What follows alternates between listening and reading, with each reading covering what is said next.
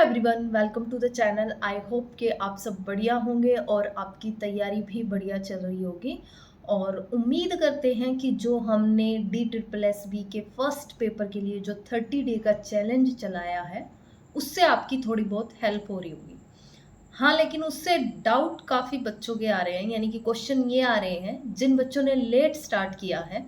Obviously ये तो मैं श्योरिटी के साथ बोल सकती हूँ कि अगर आपने वो टारगेट फॉलो करे हैं, एक तो उनमें हमने बहुत इंपॉर्टेंट टॉपिक को टच किया है।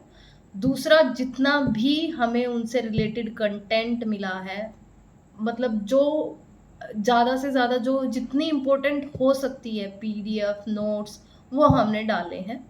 और उसके अलावा फिर बच्चों के डाउट आ रहे हैं कि मैम दोबारा से स्टार्ट कर दीजिए, जो कि अपने आप में बहुत मुश्किल है, लेकिन उस पर भी डिस्कस करेंगे। आज जिस चीज़ के लिए ये वीडियो बना रहे हैं उस पर बात करते हैं। ये है हमारा second part, real talk 2। First में हमने डिस्कस किया था मेरी ही जो सिलेक्शन का क्राइटेरिया था कि किस तरीके से सिलेक्शन में मैंने अपना नाम लिया, नाम आया, या फिर जो भी है मेरी प्रिपरेशन किस लेवल की रही थी, क्या तरीका था। हालांकि जो मेरी प्रिपरेशन थी वो थोड़ी एक्सेप्शनल थी, क्योंकि टाइमिंग की वजह से या कुछ भी कहो तो, लेकिन उसका मैसेज ये नहीं था कि आप लोग भी यही सोचे 13 दिन में ही हो जाएगा, 12 दिन में ही हो जाएगा। नहीं, बिल्कुल भी नहीं था। उसका सिर्फ और सिर्फ मैसेज ये था कि अगर आप लोग किसी भी प्रिपरेशन कर रहे हो एग्जाम के लिए, तो वो उसको क्लियर करना इम्पॉसिबल नहीं है, पॉसिबल है। सिर्फ और सिर्फ इस चीज़ पे डिपेंड करता है आप कितना एफर्ट डालते हैं, आप कितने रेडी हैं उसको करने के लिए, आप कितना चाहते हैं अपनी जॉब को। ये सब चीज़ें जब होती हैं तो एफर्ट अपने आप लगने लग जाते हैं और चीज़ें भी अपने आप साथ देने लग जाती है। डेस्टिनी वगैरह ये सब बन जाती है जब आपका अंदर से एफर्ट हाई लेवल का हो जाता है। एनीवे, अब दूसरे पॉइंट पे बात करेंगे जिसके लिए वीडियो बना रहे हैं, जो कि सिलेक्शन में बहुत इम्पोर्टेंट रोल प्ले करता है। इनफैक्ट वहीं से भी कहा जाए तो ज़्यादातर वहीं से ही डिपेंड करता है।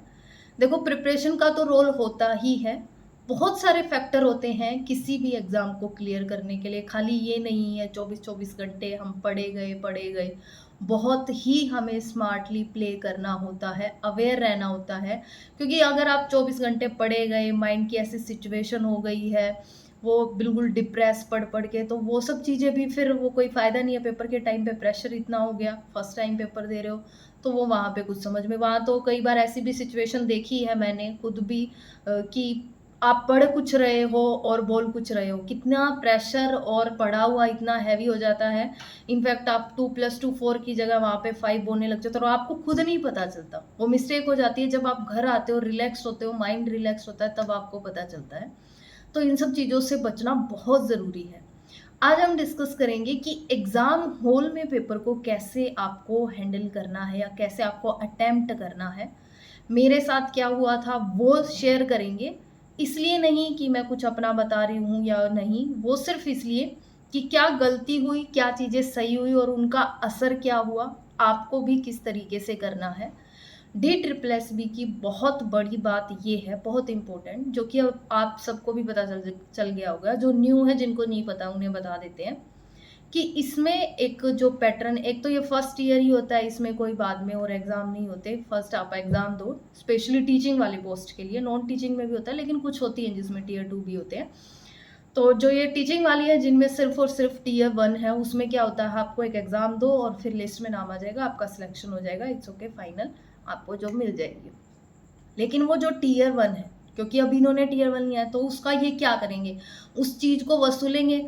तो इन्होंने अपना पैटर्न बदल रखा है। इन्होंने क्या कर रखा है, इन्होंने सेक्शंस बना रखे हैं, 20-20 क्वेश्चंस के सेक्शन बना रखे हैं कि आप पहले 20 का करो, उसको सबमिट करो, देन आप आगे नेक्स्ट में जाओ, फिर उसको करो, सबमिट करो, फिर आगे नेक्स्ट में जाओ। तो इसके पीछे का जो भी डीप थिंकिंग या जो भी कुछ है, इसको समझने के लिए क्या चीज़ है ये, कितना हमें इस पे वर्क करना चाहिए, कितना हमें इसको अवॉइड करना चाहिए या नहीं करना चाहिए, वो हम डिस्कस करेंगे पॉइंट टू पॉइंट। सबसे पहले मैं बता देती हूँ होता क्या है एग्जैक्टली। आप लोगों का पेपर होगा 200 मार्क्स का, PRT और TGT का, और PGT का होता है 300 मार्क्स का, और ऑलमोस्ट जो नॉन टीचिंग जो पोस्ट है उनका 200 मार्क्स का होता है। होता क्या है 200 मार्क्स में, जैसे 200 क्वेश्चन होते हैं, 200 क्वेश्चन होते हैं, चाहे आपके 600 भी क्वेश्चन हो, 700 क्वेश्चन हो, कितने भी क्वेश्चंस हो, ये क्या करते हैं, ये 20-20 का सेक्शन बना देते हैं, उन क्वेश्चंस को बांट देते हैं 20-20 में। जैसे 200 क्वेश्चन है तो 20-20 के ऐसे 10 सेक्शन आपके बन जाएंगे। अब आप जैसे ही एग्जाम देने बैठोगे तो फर्स्ट सेक्शन खुलेगा 20 नंबर का, यानी 20 क्वेश्चन का, उसको करो, सबमिट करो, नेक्स्ट में चलो। आपको लगता है कि लेकिन जैसे ही अगर आपने वो सबमिट हो गया है, अब आप बैक नहीं जा सकते हैं, वो सेक्शन एक बार कर लिया तो वो भूल जाइए, आपको देखने को मिलेगा। दूसरा चीज क्या है, अब इसमें हो क्या रहा है, अब ये यहीं पे सिलेक्शन में आधे बच्चे यहीं से चटे जा रहे हैं। हो क्या रहा है, अगर आपने फर्स्ट सेक्शन में टाइम लगाया तो आपके लास्ट वाले छूट गए, ऑब्वियसली छूटेंगे। अब फर्स्ट को छोड़ दिया तो वैसे सिलेक्शन से बाहर हो। तो करना क्या है, बहुत एग्जैक्टली यानी कि आपको क्वेश्चंस अटेम्प्ट भी करना है, और आपको क्वेश्चन अटेम्प्ट के साथ साथ उसमें टाइमिंग का भी ध्यान रखना है, टाइमिंग भी बचानी है, यानी नंबर ऑफ अटेम्प्ट्स भी ज़्यादा रखने हैं, और अपनी टाइमिंग भी मैनेज करनी है, यानी कि जो आपके क्वेश्चंस हैं वो भी ज़्यादा करने हैं, यानी ठीक भी करने हैं। अगर आप टाइम लगा के ठीक कर रहे हो तो उसका वैसे फ़ायदा नहीं है, फिर आपके क्वेश्चंस कम अटेम्प्ट हो रहे हैं। तो ये चीज़ बड़े ध्यान से देखना। अब जैसे वार्डर के एग्ज़ाम हुए थे, काफ़ी सारे एग्ज़ाम मेरे टाइम पे भी हुए थे। फर्स्ट टाइम DSSS में, शायद फर्स्ट टाइम 2018 में इन्होंने फर्स्ट टाइम ऑनलाइन लिया था, अदरवाइज़ ये ऑफलाइन लेते थे। मैं आपको बताती हूँ हुआ क्या था। जब इन्होंने ऑनलाइन एग्ज़ाम फर्स्ट टाइम लिया था तो ये पैटर्न था। अब एकदम से वो एग्ज़ाम में सामने आया था तो किसी को पता भी नहीं था क्या हुआ। तो वहाँ एग्ज़ाम हॉल में सबको पता चला था कि हम तो बैक आ ही नहीं पा रहे हैं। फर्स्ट था, किसी को अंदाजा तक भी नहीं था, अपनी स्पीड से सबने किया। तो 90% से भी, मतलब 80 टू 90% बच्चे ऐसे थे, मतलब 90 का ही मान के चलो, कि जो लास्ट सेक्शन तक पहुंच ही नहीं पाए। लास्ट सेक्शन का मतलब 20 क्वेश्चन, और 20 क्वेश्चन आप टच भी नहीं कर पा रहे हो। कई बार जिनका जो लेंथ ही पड़ रहा था, जैसे आप ये लगा लो मैथ उस टाइम पे तो ग्रेजुएशन का नहीं आता था, तो उस टाइम पे तो ज़्यादा कैलकुलेटिव था, तो बच्चे सोल्व कर करके इस तरीके से, तो वो तो लास्ट 2-2 सेक्शन भी छूटे हैं बच्चों के, 40-40 क्वेश्चन भी छूटे हैं। तो उस केस में क्या हुआ था, वहाँ पे कट ऑफ इतनी कम गई थी, यानी कि 2 पार्ट होते हैं तो 40-40 पासिंग क्राइटेरिया होता है, तो उसमें 40-40 80 बनते हैं, तो 80 पे ही कट ऑफ लगी थी, बकायदा मैथ टीजीटी मैथ्स की 80 पे लगी थी। और बहुत सारे सब्जेक्ट ऐसे थे जिनकी 80 पे लगी थी, और मतलब यही बहुत पासिंग मार्क्स पे रह गई थी, 80 पे या 80, 81, 82, 3 या 90 तक, मुश्किल से ऐसे ही 90 अबो जाना तो बहुत बड़ी लैंग्वेज सब्जेक्ट की चली जाती है, क्योंकि लैंग्वेज में ज़्यादा चली जाती है। तो ये सब था। अब उसमें हुआ क्या, बच्चों को पता नहीं था, आइडिया नहीं था, तो अपनी स्पीड से कर रहे थे। तो मेरे टाइम पे क्या हुआ था, जब फर्स्ट टाइम मैंने 2018 में टीजीटी मैथ का एग्ज़ाम दिया था, उस टाइम पे मैं एलिजिबल नहीं थी, क्योंकि तब तक मेरा सीटेट नहीं हुआ था, जस्ट बिकॉज कुछ टेक्निकल प्रॉब्लम की वजह से, नाम मिस्टेक से, तो वो हुआ नहीं था, मतलब वैसे क्लियर हो गया था, तो वो रिजल्ट नहीं आ रहा था, तो वैसे ही दिया था। तो एक एक्सपीरियंस हो गया था। सेकंड टाइम मेरा जहाँ पे एग्ज़ाम था, वहाँ पे जैसे कंप्यूटर लैब में प्रॉब्लम आ जाती है किसी भी सेंटर में, तो उस सेंटर का जो है, सिर्फ उसी सेंटर का एग्ज़ाम कैंसिल हो जाता है। तो जहाँ पे मेरा था टीजीटी मैथ का, तो मेरे वाले सेंटर का एग्ज़ाम कैंसिल हो गया था। अब वो जो क्वेश्चंस थे कम याद रहते, इतना आइडिया भी नहीं था। तो जब सेकंड टाइम पेपर हुआ, मुझे एग्जैक्टली याद है, जो 11th 12th के जो परमुटेशन वाले क्वेश्चन है, सेम टू सेम वही क्वेश्चन आए थे, जैसे कि मैंने पहले भी आपको बताया, जैसे मेल में आए थे वही फीमेल में ऑलमोस्ट रिपीट हो गई थी। तो फिर से वही एक्सपीरियंस, फिर आइडिया हो गया था। फर्स्ट टाइम तो हम भी नहीं पहुंच पाए थे, सेकंड टाइम जब दिया हमें पता चल गया था सेक्शन वाइज है, तो हमने भी अपनी स्पीड बनाई। उस टाइम पीजीटी का भी शायद दिया था 18 में, तो थर्ड टाइम ऐसे हो गया था।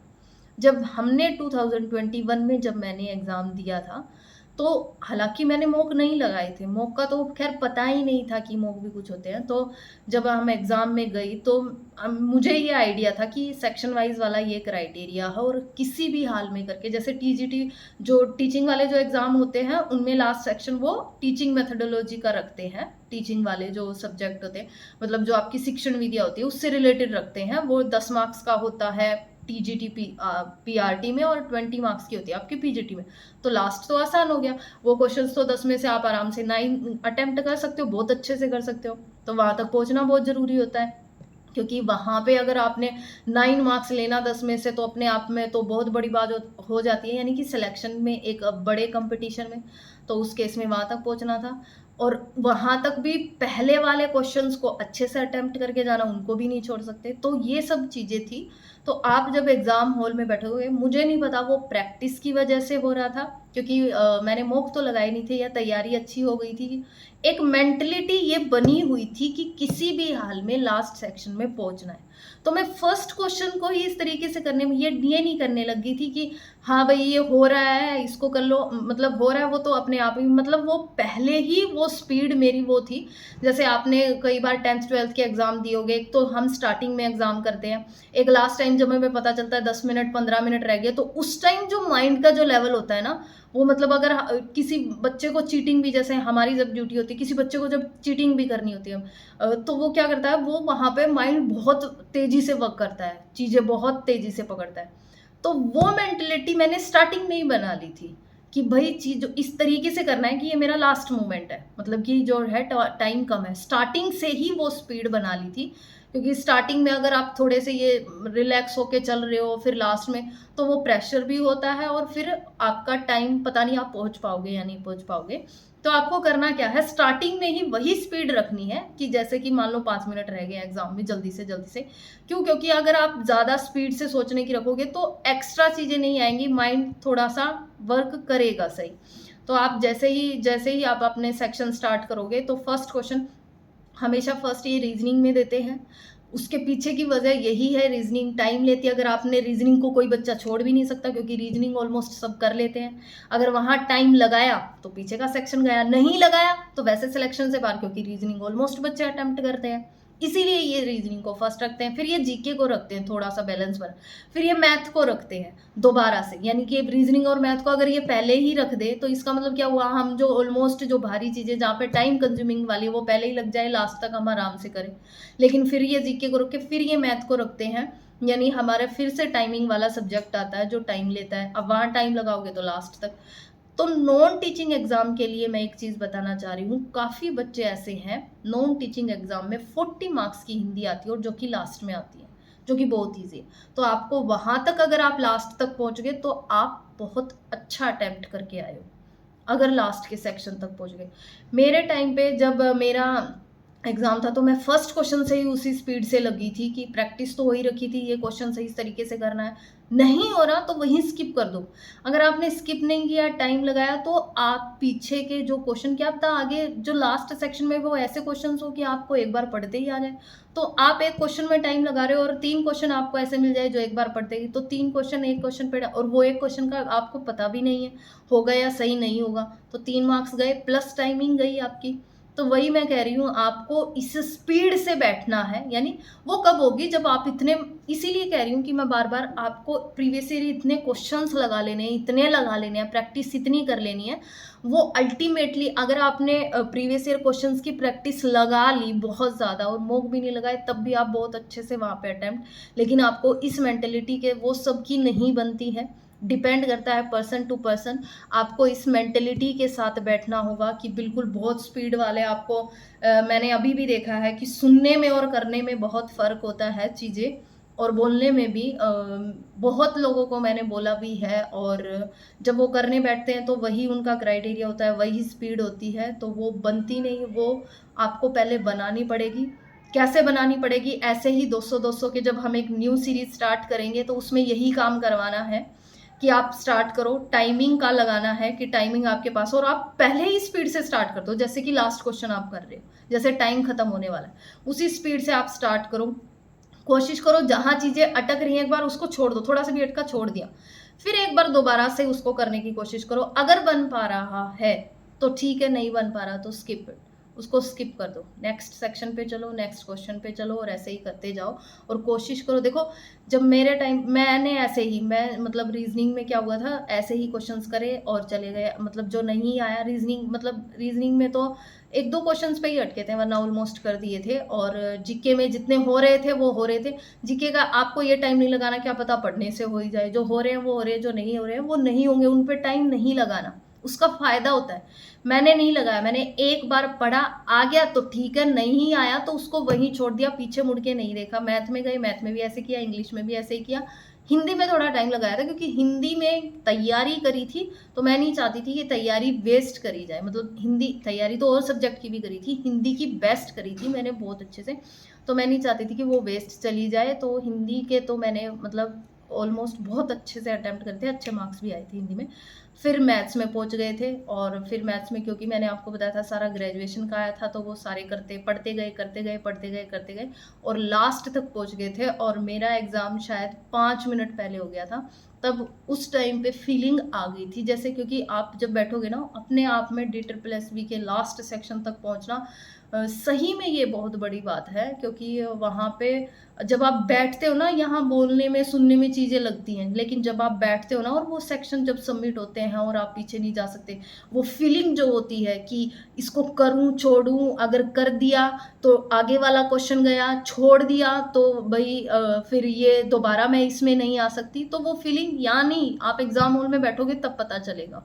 तो उस चीज़ के लिए मैं कह रही हूँ कि प्रैक्टिस इस तरीके से ही पहले ही स्टार्ट कर दो, या तो आप मॉक से स्टार्ट कर दो, कोई भी टेक्स्ट बुक पे मॉक लगाओ उसे, हालांकि उसमें 2020 वाला रोल नहीं है, या फिर आप ऐसे भी नॉर्मली भी लगा सकते हो जाएगी प्रैक्टिस अच्छे से, कोई ऐसी बात नहीं है।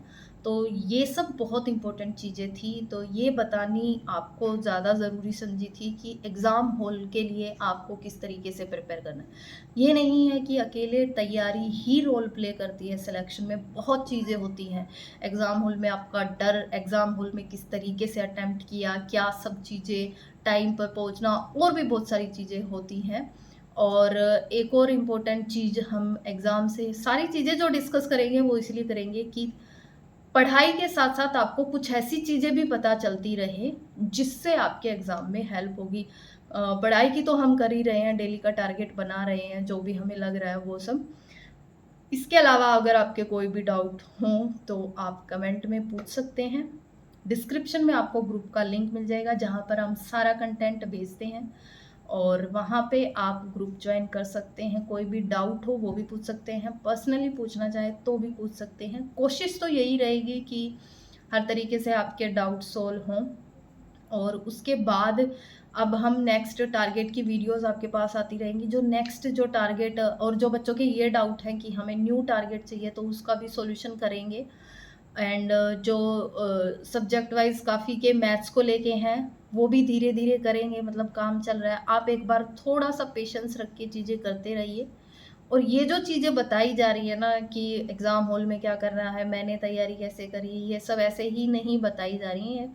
उनके पीछे का मोटिव सिर्फ एक ही है कि कैसे भी करके आपको आपके एग्ज़ाम की हर चीज़ पता हो, कि तैयारी नहीं हो पा रही तो कैसे हो सकती है।